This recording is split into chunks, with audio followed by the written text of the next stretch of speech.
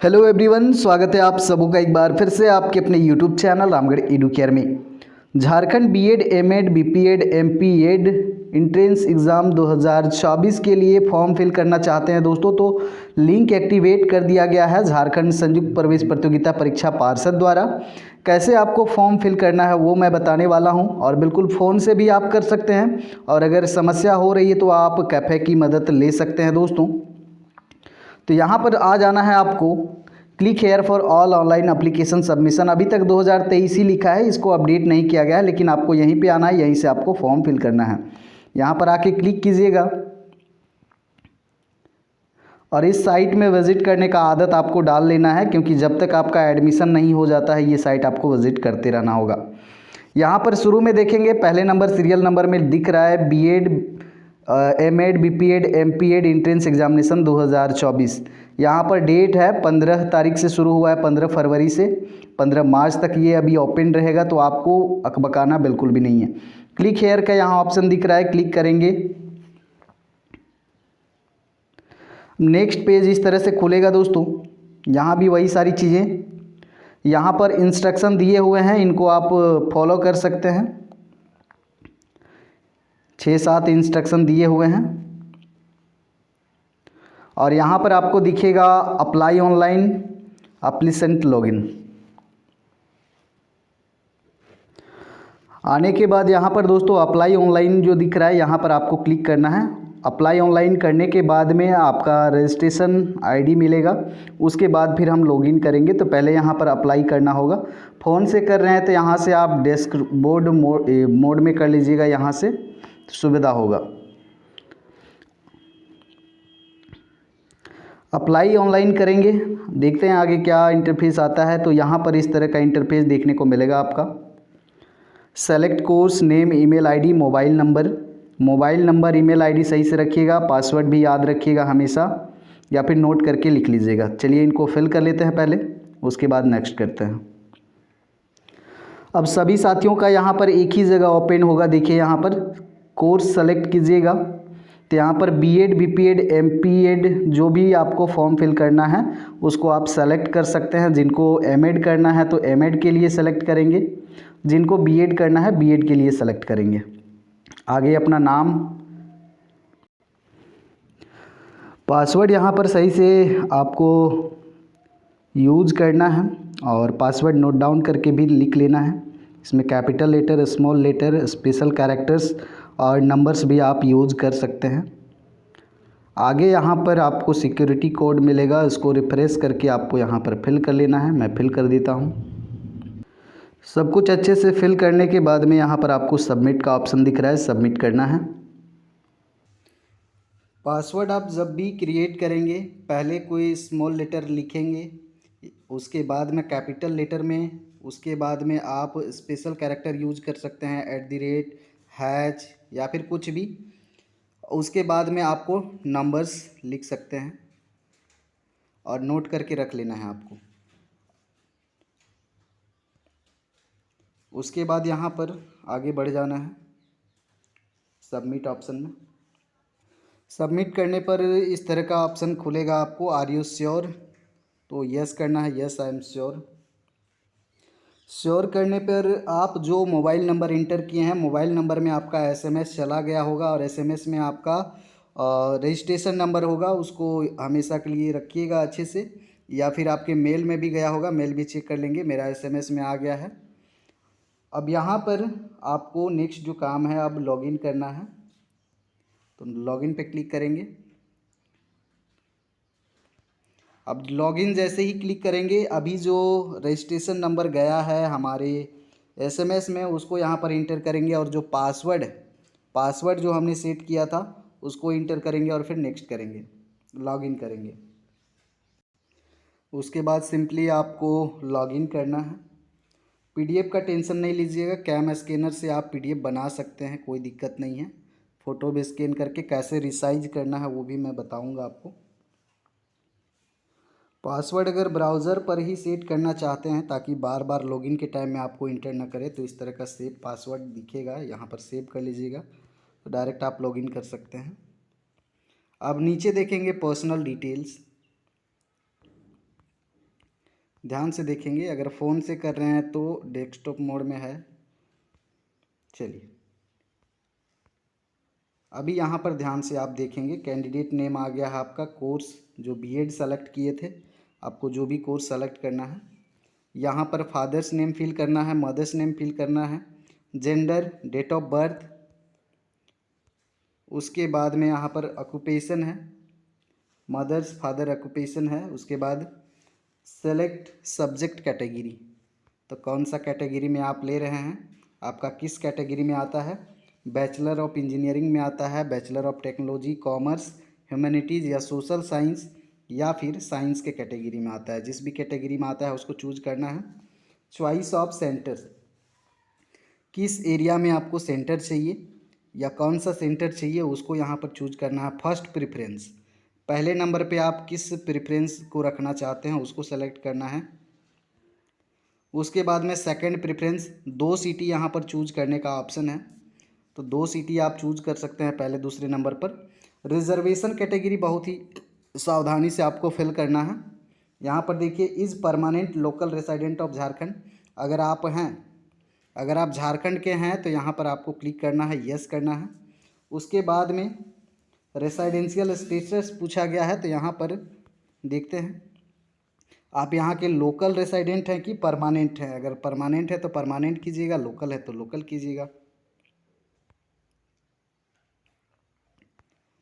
उसके बाद में कैटेगरी, पिछले साल फिल करने में बहुत सारे साथी मिस्टेक किए थे। कैटेगरी ध्यान से आप अपना फिल करेंगे, जो भी कैटेगरी है। BC1 वाले बहुत कोई जनरल फिल कर दिए थे, BC1 BC2 में कन्फ्यूज़न हुआ था। तो जो भी कैटेगरी है आपको सावधानीपूर्वक, अब यहाँ पर अगर PWD या फिर डिसेबल्ड हैं, PH कैंडिडेट हैं, तो यहाँ पर यस करेंगे आप, और नहीं है तो नो करेंगे। आगे बढ़ेंगे, डिसेबिलिटी टाइप किस तरह का है आपका, तो किस तरह से आपको समस्या है, दिखने में समस्या है, सुनने में समस्या है, जो भी समस्या है यहाँ पर आप सेलेक्ट कर सकते हैं। नहीं है तो नहीं करना है। NCC CR NSS सर्टिफिकेट है तो यहाँ पर आपको चूज करना है, अगर है तो हाँ, नहीं है तो नहीं, नो। बहुत ही सिंपल प्रोसेस है। अब नीचे बारी आ जाती है क्वालिफ़िकेशन डिटेल्स की। UG का यहाँ पर एग्ज़ाम का यहाँ पर बात कर रहा है, तो यूनिवर्सिटी आपको डालना है। उसके बाद में रिजल्ट स्टेटस डालना है, पास हैं तो पास डालेंगे। उसके बाद में मार्क्स सिस्टम, परसेंटेज में आपको डालना है। उसके बाद रोल नंबर, UG का रोल नंबर, फिर पासिंग ईयर कब आप पास हुए हैं, उसके बाद इधर UG का परसेंटेज है। सेम इधर भी है, PG का आपको डालना है, PG एग्ज़ाम का। उसके बाद में इंटर PG यूनिवर्सिटी, यूनिवर्सिटी का नाम यहाँ पर डालना है आपको। फिर यहाँ पर आपको सेलेक्ट करना है पासिंग है कि अपीयरिंग है। अपीयरिंग जो है, अपीयरिंग सेलेक्ट करेंगे, जो पास हैं पास्ट करेंगे। दोनों ऑप्शन आपको यहाँ पर दिख रहा है। UG वाला में नहीं दिख रहा है, लेकिन आपको भर देना है अगर UG अपीयरिंग में है तो भी। PG वाला में यहाँ अपीयरिंग शो हो रहा है, उसमें नहीं हो रहा है। तो जो भी हैं पास्ट हैं, अपीयरिंग हैं, ध्यान से भर लीजिएगा। उसी तरह से इधर फिर आपका परसेंटेज, परसेंटेज में अगर मार्क्स डालने हैं तो परसेंटेज, रोल नंबर डालना है, किस ईयर में पास होंगे वो डालना है आपको। उसके बाद में इधर ये है आपका एजुकेशनल डिटेल्स या फिर qualification details. Use the conversion formula of CGPA to percentage as prescribed by respective board, institute, university. अगर आपका सर्टिफिकेट CGPA में मार्कशीट है तो आप कन्वर्ट कर लेंगे परसेंटेज में। उसके बाद में यहाँ पर ध्यान से दें, inter subject details in which you studied in qualifying, that is bachelors और master degree. The subject will हैंसफुल be referred to as the teaching subject in the BEd M.Ed BPEd course में अगर जिस सब्जेक्ट का आपको teacher बनना है तो उस सब्जेक्ट को यहाँ पर से फिल करना है। सब्जेक्ट मैक्सिमम मार्क्स 200 का होना चाहिए, उसको यहाँ फिल करना है। फिर आपको कितने मिले थे वो आपको यहाँ पर फिल करना है, ऑब्टेन्ड मार्क्स और परसेंटेज। मिनिमम 200 बोला है।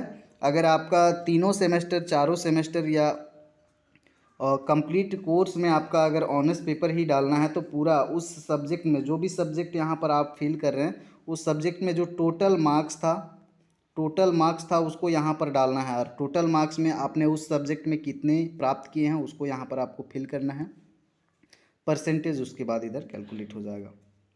उसके बाद इधर एड्रेस है तो एड्रेस सिंपली आपको फिल करना है, कॉरेस्पॉन्डेंट, और उसके बाद में परमानेंट एड्रेस है, ये बहुत बड़ी बात नहीं है। अब यहाँ पर ध्यान से देखेंगे, अपना इमेज को अपलोड करना है, फ़ोटो जेपीजी साइज में। आप अपने कैमरे से क्लिक कर सकते हैं या फिर स्कैनर से क्लिक करके आप गूगल ब्राउज़र में खोलिएगा और फ़ोटो या इमेज रीसाइजर, तो वहाँ से आप फ़ोन से रिसाइज कर सकते हैं गूगल की मदद से। उसके बाद में अटैच कैंडिडेट सिग्नेचर यहाँ साइज भी है 50 KB का ही होना चाहिए जेपीजी में।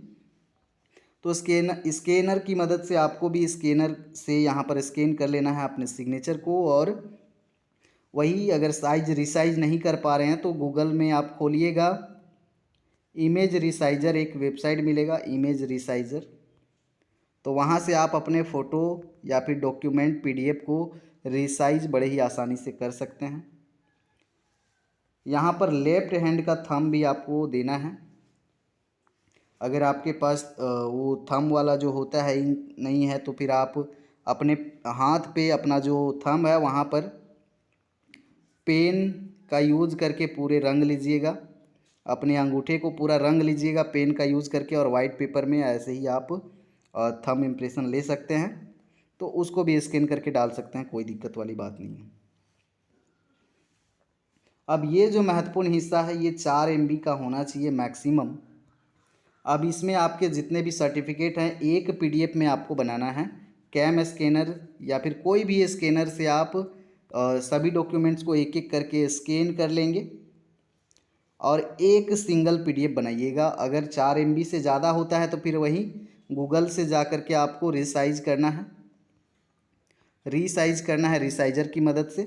और फिर यहाँ पर आपको चूज वाले ऑप्शन में जा कर के अपना फाइल जाना है और जहाँ भी आपका है वहाँ पे सेलेक्ट करके अपलोड करना है। तो इसको सावधानी से करना है। उसके बाद डिक्लेरेशन है, यस करना है। एक बार ध्यान से ऊपर से नीचे ध्यान से देख लीजिएगा, समझ लीजिएगा। उसके बाद सेव करना है, सेव जैसे ही कीजिएगा उसके बाद आपको पेमेंट का ऑप्शन आएगा।